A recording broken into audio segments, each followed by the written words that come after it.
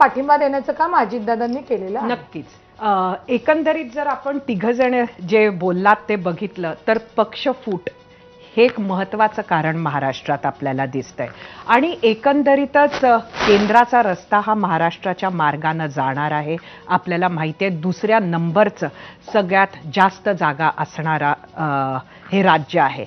पक्षफुटीचा किती परिणाम, विद्याताई पहिल्यांदा मी आपल्याला विचारते, किती परिणाम या निवडणुकीत दिसेल?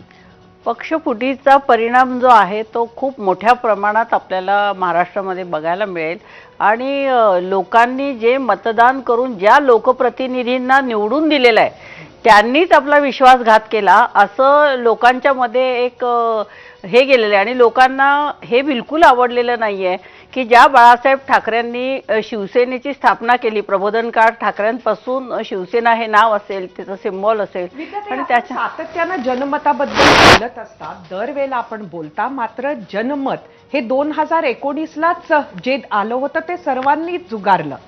त्यामुळे खरं तर हा विषय आज चर्चेला घेताना ह्याला फारसा काही अर्थ उरलेला नाहीये महाराष्ट्रात असं अर्थ उरलेला नाही हे आपल्याला वाटतंय. पण 5 वर्षानंतर आपण लोकांना सामोरे जातोय, मतदारांना सामोरे जातोय आणि मतदारांना 2019ला वाटलं नव्हतं का?